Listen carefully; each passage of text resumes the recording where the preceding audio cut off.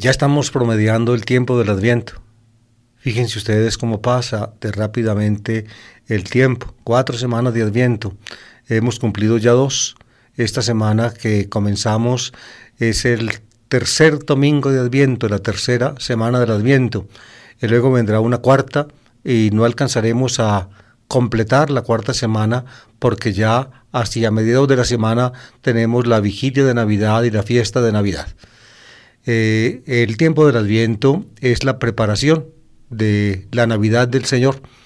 Les he dicho ya que en el tiempo del Adviento la Iglesia nos presenta sobrepuestos 2 horizontes, uno que corresponde al pasado para nosotros y es la venida de Jesús en nuestra carne, es decir, lo que celebramos al menos superficialmente en Navidad, el recuerdo romántico y maravilloso, la filigrana poética que todos los años pues nos recuerda el pesebre con sus figuras ancestrales, la Virgen, San José, el niño, en las humildes pajas de su cuna, los pastores que lo rodean, los cantos del cielo entonados por la sinfónica celestial, luego los magos que con sus camellos guiados por la estrella se dirigen hacia Belén a ver el rey de los judíos. Esa imagen la conocemos todos.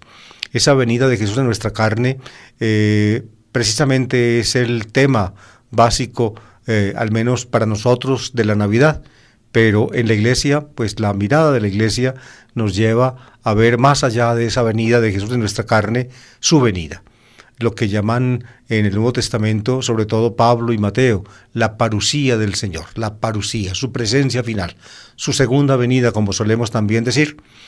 Así pues, como vino en la humildad de nuestra carne, ha de venir con gloria y majestad. En los 2 primeros domingos del Adviento, que ya celebramos, precisamente ambos horizontes eran presentados entremezclados para que nosotros pues pudiéramos comprender el profundo sentido.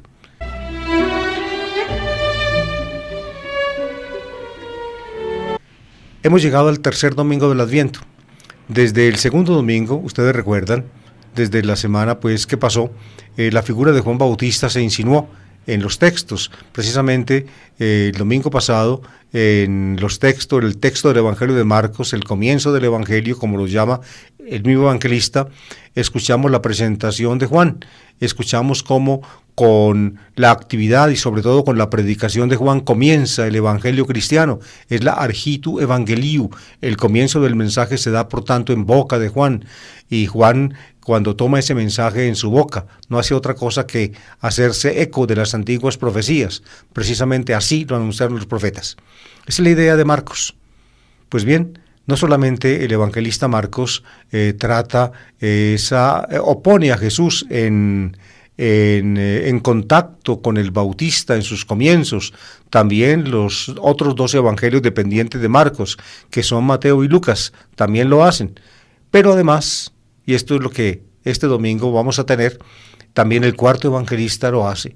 Se ve pues que la vinculación de el ministerio público de Jesús con Juan, con su actividad, con su mensaje, era un dato asegurado en la conciencia de los primeros cristianos. Por eso aparece el eco de ello en los 4 evangelios. Y este es un dato pues anterior a la misma composición de los relatos. Ya antes de que Marcos escribiera, esto pertenecía pues a la conciencia de la Iglesia. Y la demostración de ello es que una tradición independiente de Marcos, que es la del cuarto evangelio, también trae el dato. Es evidente que el cuarto evangelista mantiene su tradición y la interpreta en una forma muy particular de él, como más adelante diremos al estudiar el texto que toca leer este domingo.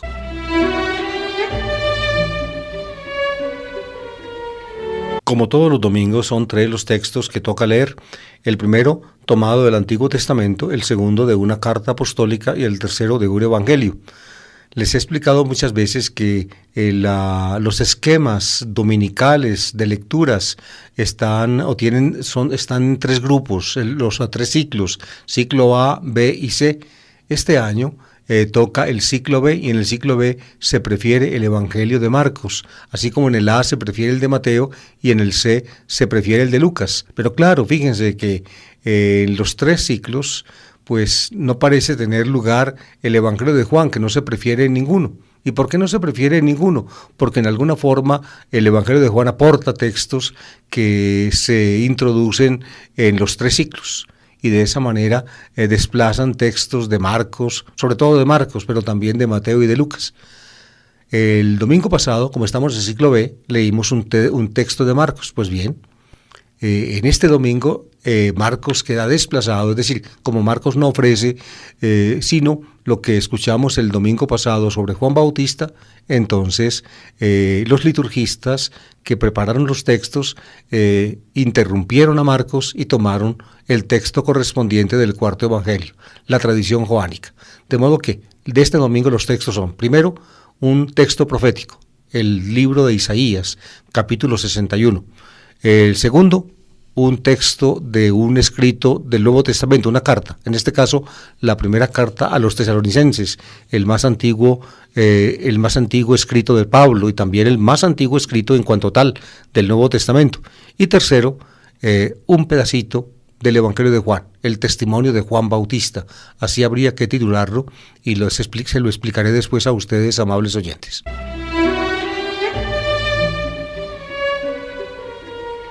La primera lectura tomada del profeta Isaías, capítulo 61. Les he explicado también muchas veces que el libro de Isaías es muy complejo, muy amplio. Fue escribiéndose lentamente a lo largo de la milenaria historia de Israel. Los primeros, digámoslo así, los primeros elementos del libro de Isaías provienen evidentemente de Isaías, del profeta histórico que vivió hacia mediados del siglo VIII a.C. Seguramente sus discípulos y luego su escuela recogieron sus oráculos y los fueron agrupando. Pero con el tiempo esos oráculos fueron releídos, reinterpretados. En el siglo VI, en la época del exilio, los oráculos, es decir, los textos de otro profeta que los críticos los llaman el segundo Isaías, fueron añadidos, y más adelante todavía en el siglo V apareció otro profeta cuyos oráculos también fueron añadidos. De esa manera la crítica actual distingue 3 Isaías: el primer Isaías, que es el Isaías histórico, luego el segundo Isaías y luego el tercer Isaías. El tercer Isaías, o al tercer Isaías, corresponde los capítulos de los capítulos 55 a 65. Y al segundo Isaías corresponden los capítulos 40 a 55. Precisamente el texto de hoy, entonces, que es Isaías 61, fíjense, pertenece a la colección llamada El Tercer Isaías. Es el bloque más reciente como bloque del libro de Isaías, aunque no es los textos más recientes. Hay textos añadidos a Isaías en todos y cada uno de los 3 bloques que son de tiempos posteriores, ya de tiempos casi del siglo II, algunos quizá, o del siglo III, de modo que esto es una cosa un poco complicada, pero yo la enuncio para que ustedes sepan pues todos los vericuetos que una persona que quiere estudiar la Biblia con sentido crítico tiene que sortear. Pues bien, el pedacito de Isaías 61, 1, 2a, luego 10 a 11, que toca leer este domingo, es el siguiente. El Espíritu del Señor está sobre mí, porque el Señor me ha ungido. Me ha enviado para dar la buena noticia a los que sufren, para vendar los corazones desgarrados, para proclamar la amnistía a los cautivos y a los prisioneros la libertad, para proclamar el año de gracia del Señor. Desbordo de gozo en el Señor y me alegro con mi Dios, porque me ha vestido un traje de gala y me ha envuelto en un manto de triunfo, como novio que se pone la corona, o novia que se adorna con sus joyas.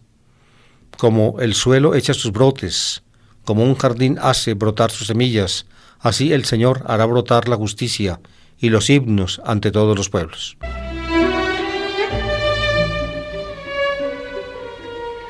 Cuando los encargados de preparar los textos, encargados por el Vaticano, por el Concilio Vaticano II y por el Papa Pablo VI en esa época, lo hicieron, señalaron textos del Antiguo Testamento, y como los textos son muy amplios, para que las lecturas dominicales pues en la liturgia no quedaran tan largas, entonces escogieron pedacitos de los textos. Y de esa manera los textos a menudo que se leen en la liturgia no son textos que correspondan, digamos, al recorrido que uno encuentra en una Biblia completa cuando la lee, sino que son pedacitos entresacados de un texto más amplio.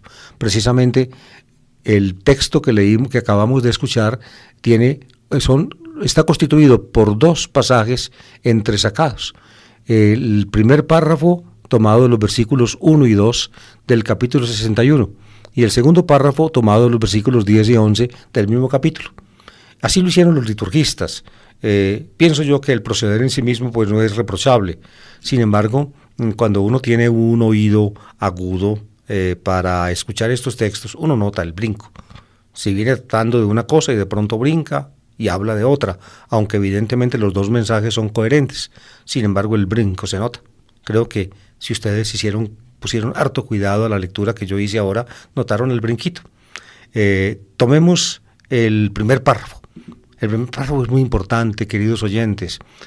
¿Por qué? Porque fue uno de los textos que inspiraron al cristianismo primitivo para encontrar, diría yo, la raíz profética de la actividad de Jesús.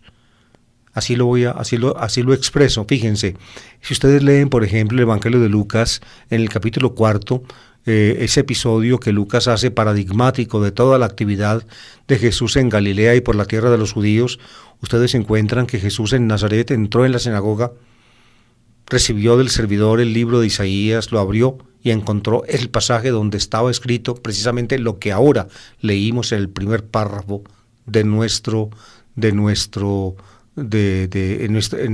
primer párrafo del texto que toca leer el domingo.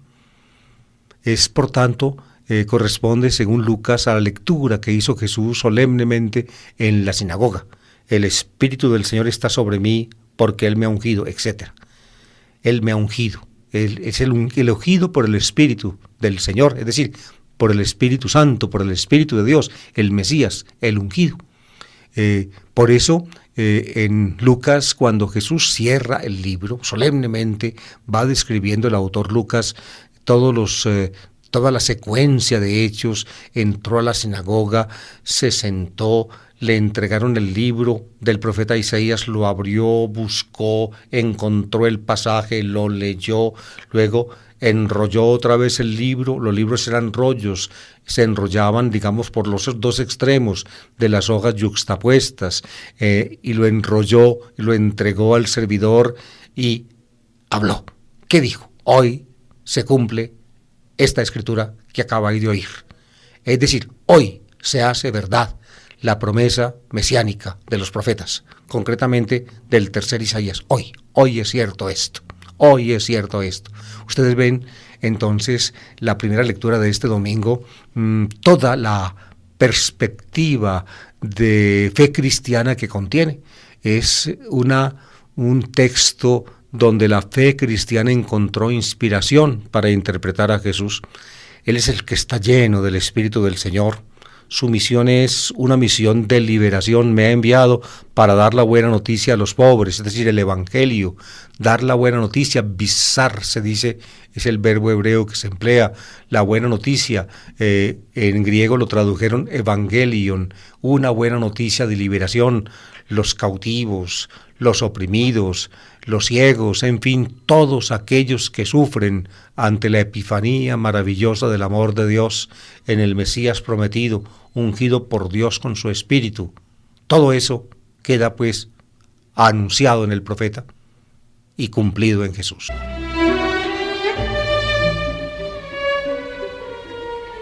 Y el segundo párrafo es un párrafo, yo lo llamaría poético. Ya toma la palabra, pienso yo, el pueblo de Israel visitado por su Mesías, transformado por su presencia. La pluma del profeta, poeta, crea la filigrana de este texto.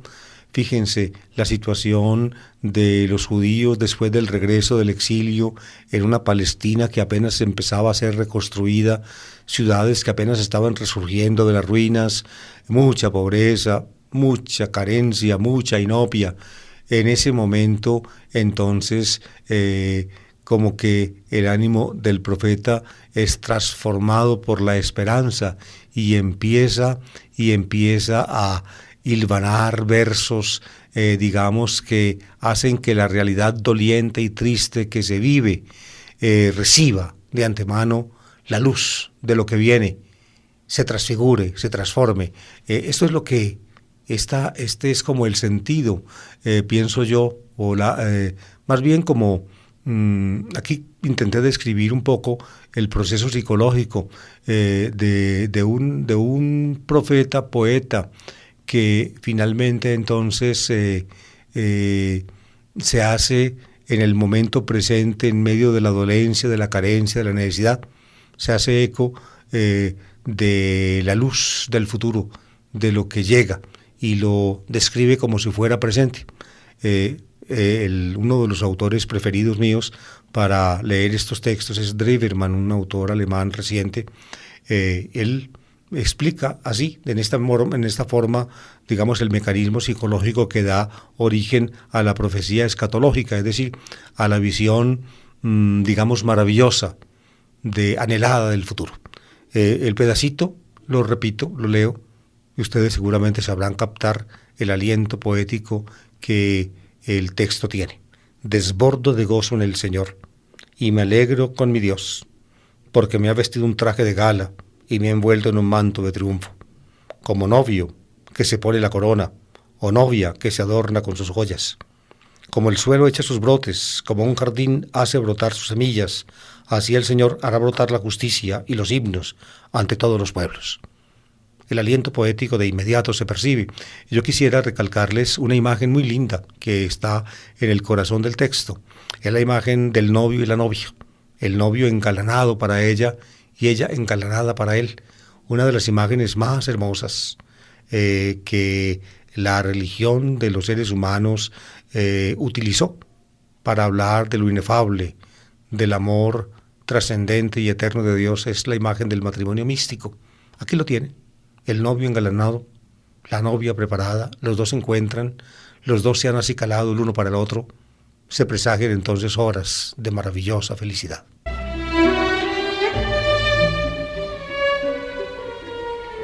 La segunda lectura está tomada de la primera carta del apóstol San Pablo a los tesalonicenses. Ya les he explicado que esta es la primera carta histórica de Pablo. Él la escribe desde Corinto hacia el año 51. Había llegado a Corinto poco antes. El apóstol llegó solo porque sus compañeros Silvano y Timoteo tuvieron que quedarse atrás. Y en Corinto Pablo pues empezó a hacer su labor evangelizadora. Luego lo alcanzaron Silvano y Timoteo, y este último le lleva noticias de Tesalónica, le cuenta la situación en que quedó esa comunidad después de que Pablo intempestivamente tuviera que dejarla sin acabar la evangelización. Entonces Pablo se ve obligado a escribir a los tesalonicenses para aconsejarlos, para felicitarlos, sobre todo para darles luz en el tema de la resurrección de los muertos. Precisamente en días pasados comentamos uno de los textos de Primera Tesalonicenses, el capítulo 4. Lo que toca leer este domingo está tomado del capítulo 5, es la parte final de la carta, casi la conclusión, donde el apóstol pues ya después de tratar los temas que quiso tratar, de recordar su estadía en Tesalónica, su trabajo allá, en fin, y después de enseñar a los tesalonicenses lo referente a la resurrección de los muertos, entonces pasa a los consejos finales. Esta es la parte que podemos llamar en las cartas de Pablo la parte parenética, es decir, exhortativa, las paráclisis de Pablo, que son las exhortaciones, las palabras de ánimo, se llama en griego paráclisis o también parenesis, generalmente aparecen al final de las cartas.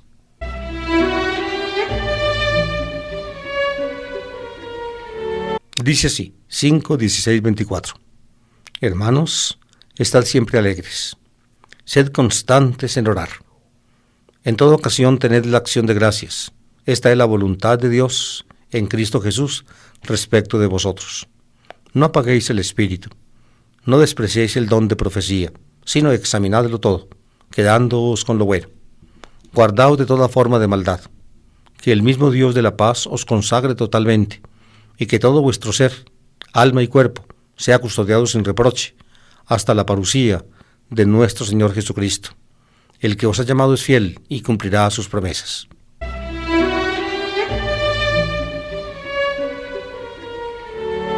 Precisamente, fíjense, a esa comunidad, pues, que después de la venida de Pablo, de la salida de Pablo, quedó en tensión, que tuvo que sufrir la muerte de algunos de los miembros de la comunidad antes de la parusía, lo cual creó confusión entre ellos. Le recomienda a Pablo ahincadamente al final: estad siempre alegres, es decir, a pesar de todas las luchas que nos impone nuestra vida en el mundo, las cargas que tenemos que llevar, como dice por allí Jesús en algún punto del Evangelio de San Mateo, a pesar pues de todas las luchas de la vida y las angustias y las incertidumbres, Pablo aconseja: estad siempre alegres. Este consejo aparece en otras cartas, por ejemplo en Filipenses, una frase de Pablo que se me grabó a mí en latín desde la época del seminario: gaudete in Domino semper, iterum dico gaudete, alegraos siempre en el Señor.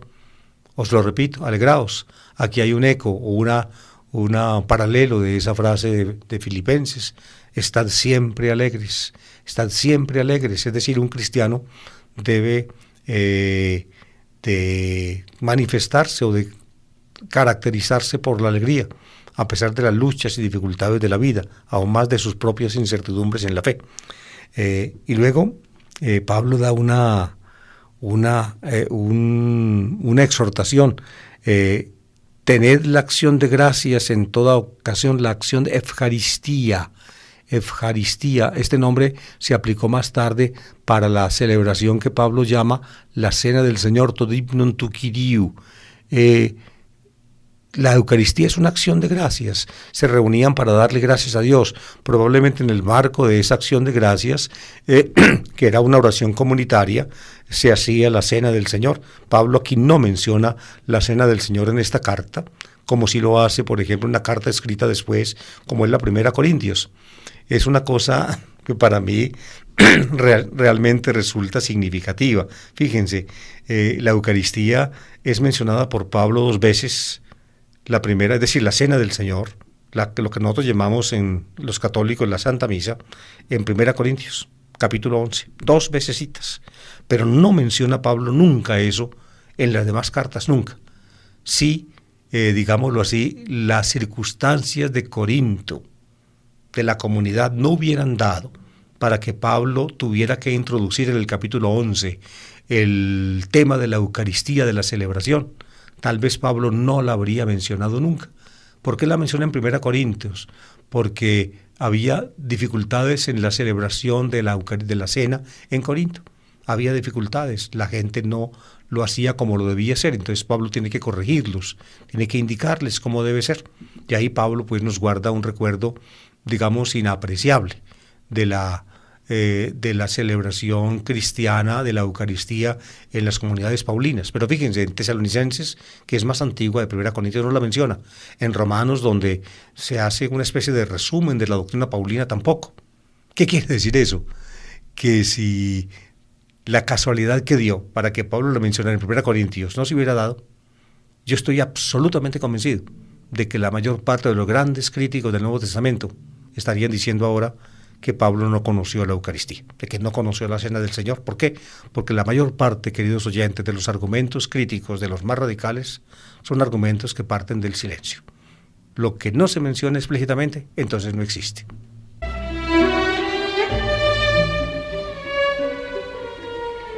Luego viene una exhortación, pienso yo, importante, imperecederamente importante para la Iglesia, y más que todo para la Iglesia católica, que a veces es especialista en hacer aquello que aquí Pablo dice que no se debe hacer. Dice él: no apaguéis el espíritu. No apaguéis el espíritu. ¿A qué se refiere? Se refiere a los dones carismáticos de la Iglesia, tajarísmata, que Pablo llama en otro punto pneumática, dones espirituales, en 1 Corintios capítulo 12, y que son múltiples y muy variados. No apaguéis el espíritu, es decir, no ejerzáis coacción entre los que se sienten, digamos, dotados de parte del Espíritu Santo con dones especiales en la comunidad. Déjenlos que ejerzan esa dotación especial del Espíritu. Eso es lo que quiere decir. Uno de los dones del Espíritu muy importantes, Pablo lo menciona acá, es la profecía. Es decir, en las reuniones cristianas donde se leía la Escritura, entonces algunos tomaban la palabra, eran llamados profetas. Profeta significa el que dirige la palabra en la comunidad, profetas. Entonces hacían comentarios, por ejemplo, de las palabras del Señor o de otros temas. Pablo entonces le dice a la comunidad de Tesalónica: no apaguéis el espíritu, no despreciéis el don de profecía, sino examinadlo todo, dice él. No despreciéis el don de profecía, es decir, los que quieran hablar en la reunión, déjenlos hablar, escúchenlos, no desprecien su don, el don de ellos, aunque quizá algunas cosas que digan pueden resultar inconvenientes, sin embargo, déjenlos que hablen, pero eso sí, dice, examinadlo todo. Dokimásete tapanta, dokimásete, examinadlo todo. Por eso en la comunidad hay criterios de discernimiento espiritual, eso se llama discreción de espíritus. Cuando uno habla y dice, no le tapen la boca y no lo callen, pero si alguien, por ejemplo, tiene un aporte que hacer sobre eso, lo puede hacer, y así entonces viene el don de profecía en boca de otro que sirve como discernimiento de lo que el anterior dijo. Fíjense más o menos cuál es la imagen que nos transparenta este texto de la carta más antigua de Pablo sobre las reuniones comunitarias cristianas. No apaguéis el espíritu, es decir, no impidáis que los cristianos ejerzan los dones espirituales de que están dotados. No despreciéis la profecía y no penséis que lo que dice alguno, tal vez porque no es del todo sabio, es despreciable, que no debería hablar. No, déjenlo hablar o dejadlo hablar. Y si alguien tiene un aporte que hacer o no está de acuerdo, entonces que lo exprese hablando él también. En eso consiste ya el examen es la discreción. Discernir es la palabra castellana, discernere en latín, viene la misma raíz del verbo krinin en griego, que significa juzgar, y juzgar significa distinguir una cosa de la otra, ese es el discernimiento. Para eso sirven entonces los aportes, para ir creando discernimiento, pero el hecho de que haya que discernir no implica que se imponga apagar el espíritu, es decir, callar a la gente.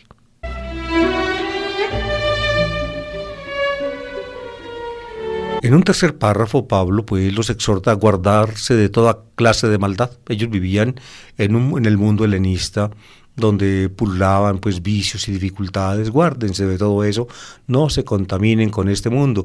En la carta a los Romanos dice esto mismo, amables oyentes, con una frase muy, muy significativa: mis schematices teto eoni tuto, no os ajustéis a los esquemas de este mundo. Los esquemas. Este mundo tiene esquemas de pensamiento y de comportamiento. Si uno como cristiano se ajusta a ellos, entonces uno prácticamente es absorbido por ellos y en la práctica deja de ser cristiano. Aquí lo dice Pablo en esta otra forma: guardaos de toda forma de maldad. Y finalmente viene la expresión de un deseo, ya casi al final de la carta: que el mismo Dios de la paz os consagre totalmente y que todo vuestro ser, top nefma imon, dice el texto griego, que todo vuestro espíritu, alma y cuerpo sea custodiado sin reproche hasta la parusía de nuestro Señor Jesucristo. Yo pienso que la traducción que leí es ajustada, porque entiende que todo vuestro espíritu, lo entiende precisamente del ser total de ellos, y luego, digámoslo así, trae lo que en la antropología helenista de la época más o menos era sostenido por todos, era el alma y el cuerpo. El alma y el cuerpo, por tanto, juntos forman top nefma, es decir, la realidad personal del hombre. La realidad personal del hombre. Entonces, que todo vuestro ser personal sea custodiado sin reproche hasta la parusía de nuestro Señor Jesucristo. Que Dios pues nos custodie, nos guarde. Precisamente por eso les exhorta a guardarse de todo mal. Entonces, guardándonos Dios de todo mal y esforzándonos nosotros en ese sentido, cuando llegue la parusía del Señor, y lo que pone Pablo en el último párrafo, podremos entonces afrontar ese juicio definitivo y tener éxito en él.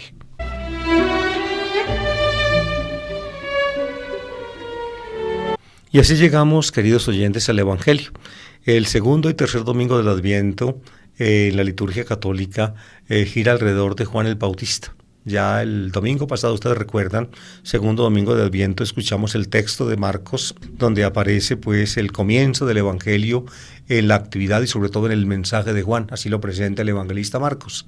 En Marcos, ese es el texto básico, pues tradicional cristiano que el evangelista conserva sobre la actividad del Bautista. Más adelante, en el capítulo 6, tiene otro texto que cuenta la muerte del Bautista, ordenada por Herodes, por allá en una escena burda y como les dijera, y casi pornográfica, perdónenme la palabra, de un banquete que hace, una bacanal más bien podríamos llamarla, que hace Herodes con sus grandes en Galilea, donde una muchachita joven y seguramente muy hermosa, hija de Herodías, que según Josefo llamaba Salomé, baila delante de los comensales y me imagino yo, pone a todos esos viejos en órbita.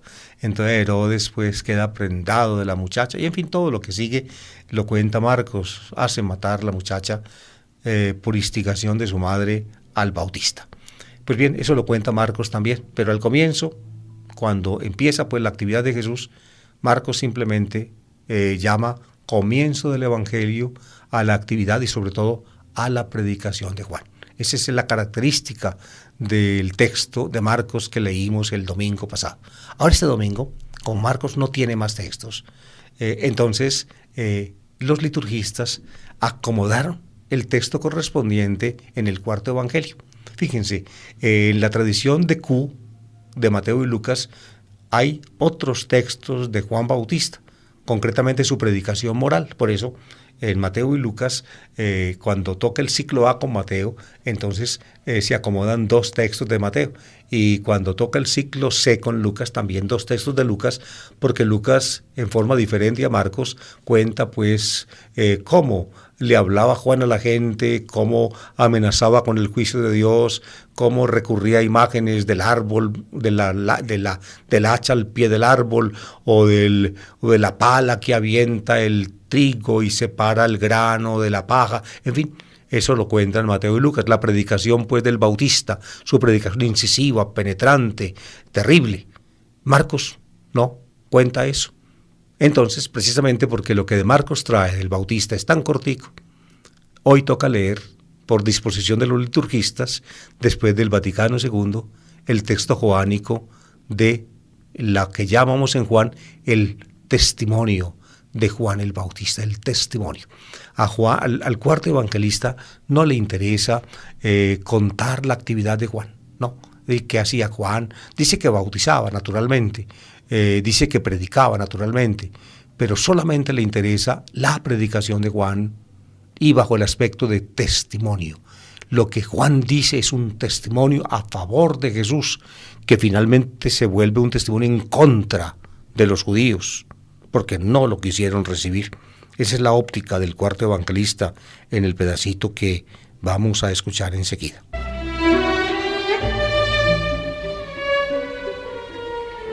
Escuchen pues el texto. Yo voy a intervenir en la lectura mostrándoles, al comienzo el inciso o el pedacito del prólogo insertado en el prólogo por el evangelista que los liturgistas tomaron como comienzo de esta lectura.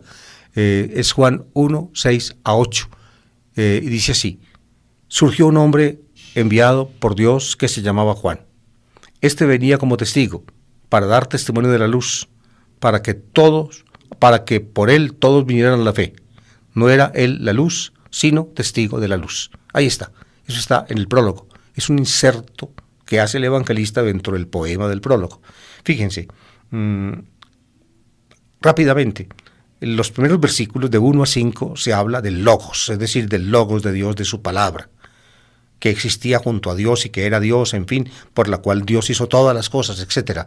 Se está hablando del logos y de pronto se interrumpe lo que el himno va cantando, porque es poesía, del logos, es decir, de la palabra de Dios.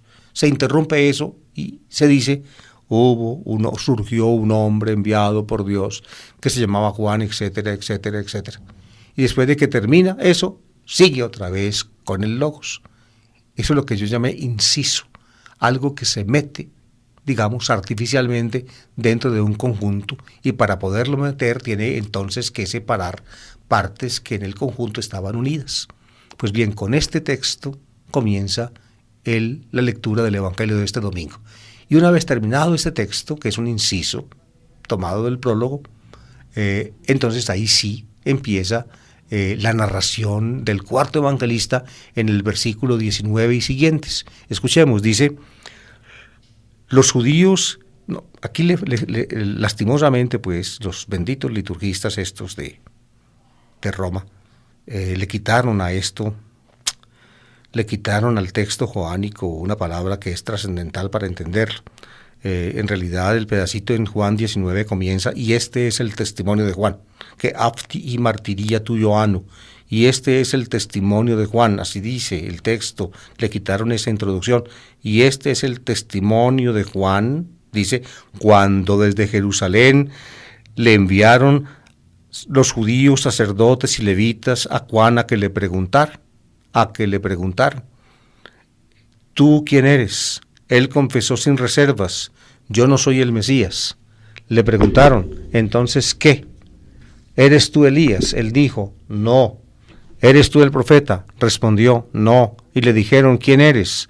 Para que podamos dar una respuesta a los que nos han enviado. ¿Qué dices de ti mismo? Él contestó: yo soy la voz que grita en el desierto: allanad el camino del Señor, como dijo el profeta Isaías. Entre los enviados había fariseos, y le preguntaron: entonces, ¿por qué bautizas, si tú no eres el Mesías, ni Elías, ni el profeta? Juan le respondió: yo bautizo con agua. En medio de vosotros hay uno que no conocéis, el que viene detrás de mí, que existía antes que yo, y al que no soy digno de desatar la correa de la sandalia. Esto pasaba en Betania, en la otra orilla del Jordán, donde Juan estaba bautizando.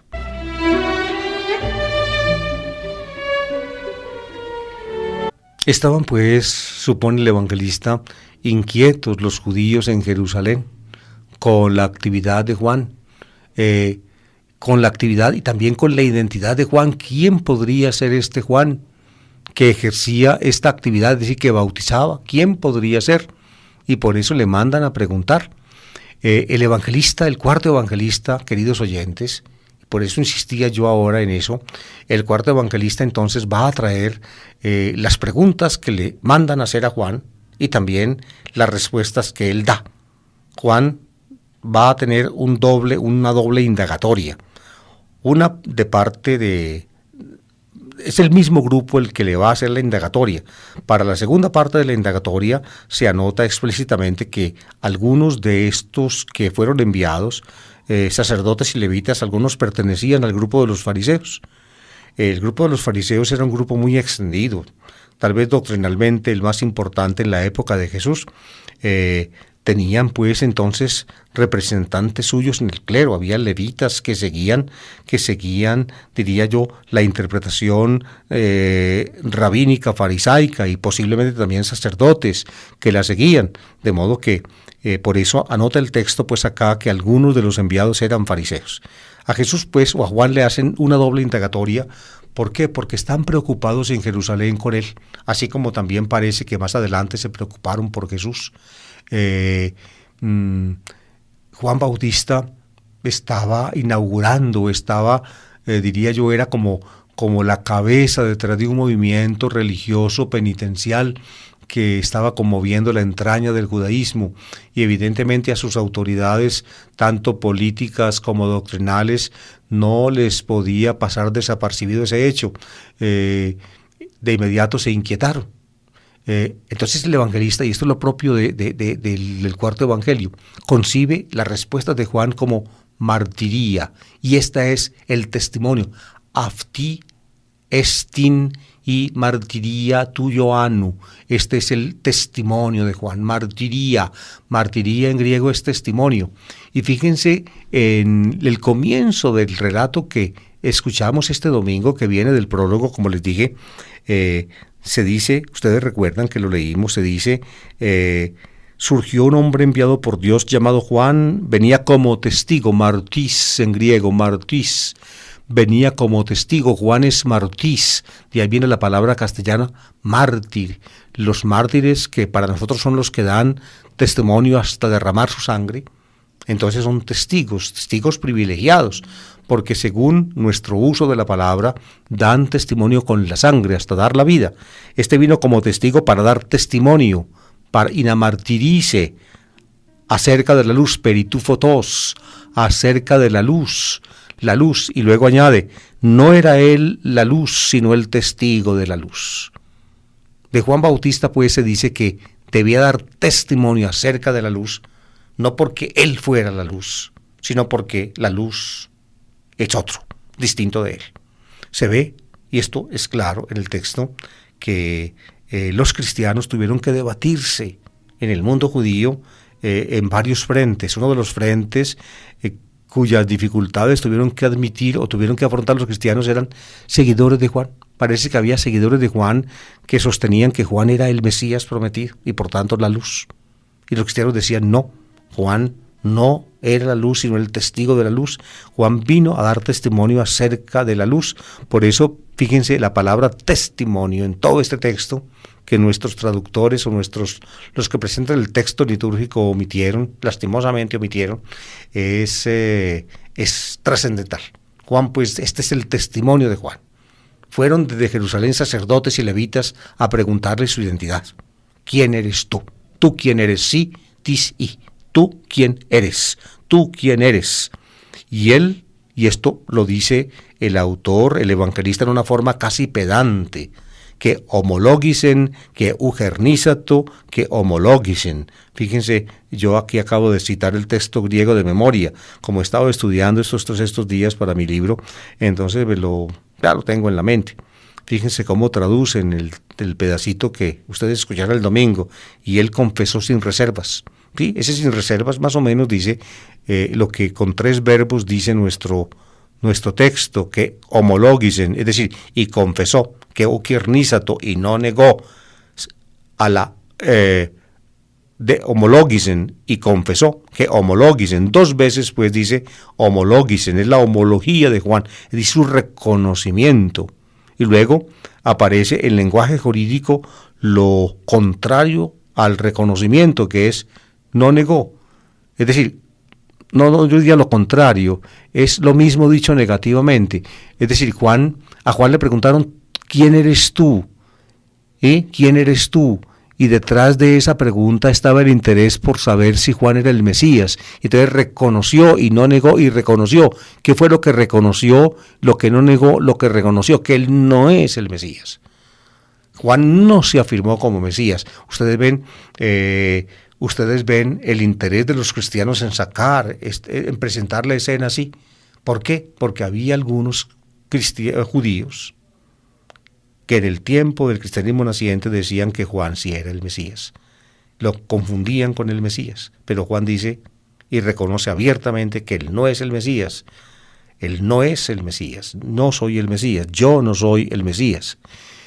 Pero además del Mesías, en la época de Jesús, otras figuras de los tiempos finales cercanas al Mesías se insinuaban. Una de ellas era Elías, según la tradición apocalíptica del judaísmo, como se fragua, por ejemplo, en el libro de Malaquías, aparece que Elías será el precursor de la venida última y definitiva de Dios. Y entonces le preguntaron, después de que Jesús dijo, no soy el Mesías, le preguntaron, ¿eres tú Elías? Y Juan dijo, no lo soy. Y luego otra figura esperada para los tiempos finales, el profeta, o profites, eso lo dice por allá el libro del Deuteronomio, el capítulo 18. Lastimosamente, pues en esta explicación no tengo el tiempo suficiente para penetrar en el texto hasta donde podría hacerlo. En todo caso, Juan dice siempre a las preguntas que le hacen, no soy el Mesías, no soy Elías, no soy el profeta. En esto de Elías, amables oyentes, hay un detallito que rápidamente enuncio. Fíjense, si ustedes leen en Marcos y Mateo, en Marcos y Mateo, los grupos cristianos tradentes y los evangelistas sí dicen que Juan Bautista es Elías. Es decir, que en Elías, en alguna forma, Dios cumplió la promesa de enviar a Elías, en Juan Bautista cumplió la promesa de enviar a Elías antes del fin de los tiempos. Eso dicen Marcos y Mateo. Ustedes ven pues acá un texto del cuarto evangelio donde no se dice lo mismo, aún más se dice lo contrario de lo que se dice en Marcos y en Mateo. En Marcos y en Mateo, Juan Bautista sí es Elías. En el cuarto evangelio, Juan Bautista mismo dice, yo no soy Elías. Es decir, no soy el enviado de Dios, el que tal como lo anuncia Malaquías en el capítulo 3.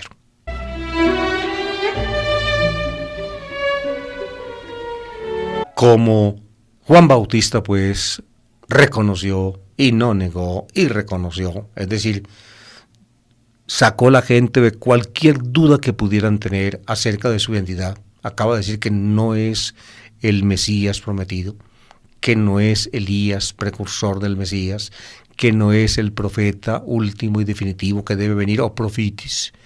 Lo dice. Entonces, ¿quién eres tú? ¿Cómo te identificas? ¿Quién eres tú? ¿Quién eres tú? Más adelante vamos a saber por qué tienen que hacerle esta pregunta, porque Juan estaba haciendo algo que hacía suponer que debía ser o el Mesías, o Elías, o el profeta. ¿Ven? ¿Quién eres tú entonces para que podamos dar respuesta a lo que nos enviaron? Y entonces Juan contesta, fíjense, en el cuarto evangelio, con la misma referencia al profeta Isaías que aparece en la tradición sinóptica. En tanto Mateo como Marcos, como Lucas, tienen este texto del segundo Isaías y lo ponen en boca de Juan. ¿Ven? Aquí en el cuarto evangelio aparece en boca de Juan. En los demás evangelistas, en Marcos, por ejemplo, aparece como testimonio profético, y también en Mateo y también en Lucas. En el cuarto evangelista, lo que en Mateo, Marcos y Lucas aparece como referencia profética, aquí en el cuarto evangelio aparece en boca de Juan. ¿Quién eres pues tú para que podamos dar una respuesta a los que nos enviaron?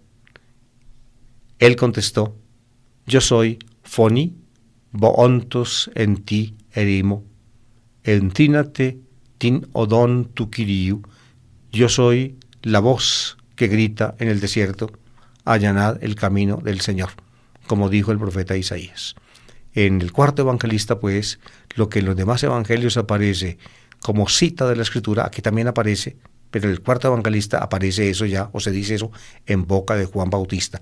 Juan Bautista, entonces, ven, no es ni ni el Mesías, ni Elías y el profeta. Es simplemente una voz de alguien que fue constituido por Dios para levantar un clamor en el desierto, la de preparación del camino del Señor.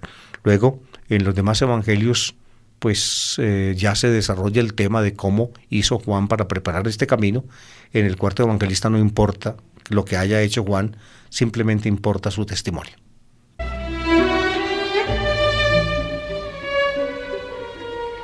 Juan pues estaba bautizando, y esto inquietaba a la gente de Jerusalén, sobre todo a los fariseos. Pues si no es Elías, si no es el Mesías, si no es el profeta, ¿por qué bautiza? ¿Quién le dio poder para bautizar? Esa pregunta alguna vez se la hizo Jesús a los jefes del templo por allá en el capítulo 12 del Evangelio de Marcos. ¿Por qué bautizas si no eres ni el Mesías, ni Elías, ni el profeta? Y entonces Juan, él les explica por qué lo hace. No lo hace, dice él, porque el bautismo que él da signifique algo o entraña algo, sino porque simplemente anuncia lo que viene detrás de él. La palabra que Juan contesta en el cuarto evangelio es esta: yo bautizo con agua, en medio de vosotros hay uno que no conocéis, el que viene detrás de mí, que existía antes que yo, y al que no soy digno de desatar la correa de la sandalia. El fondo de esta palabrita que aparece aquí en boca de Juan está en los sinópticos, pero el cuarto evangelista, en la frase de Jesús que está en la frase que está en los sinópticos, el que viene detrás de mí, yo bautizo como agua, pero el que viene detrás de mí os bautizará con Espíritu Santo, eso dicen los sinópticos, y se añade también y fuego. El cuarto evangelista añade algo que es de su propia cosecha, que es de su lectura cristológica, que es de su teología profunda. en medio de vosotros hay uno que no conocéis, el que viene detrás de mí. Eso está en los sinópticos. Y luego está otro que es propio del cuarto evangelista, que existía antes que yo. Ese existía antes que yo. Esto es propio del cuarto evangelista. Es la cristología del cuarto evangelista, que alude a la preexistencia de Jesús. Es decir, Jesús existía antes que Juan, porque Jesús es antes que Juan, así como también es antes que Abraham, porque finalmente Jesús es, como lo dice el cuarto evangelista al comienzo del Evangelio, en el prólogo dice, porque Él es la palabra que existía junto a Dios y que era Dios y que se hizo carne. Por eso, precisamente por eso, puede meter el cuarto evangelista en el testimonio de Juan esa frase, que existía antes que yo. Es decir, Jesús, del cual habla Juan, es la palabra eterna que estaba junto a Dios y que es Dios. Aparece pues en este texto del cuarto evangelio, en boca de Juan, digamos, el punto culminante de la expresión de la fe cristiana.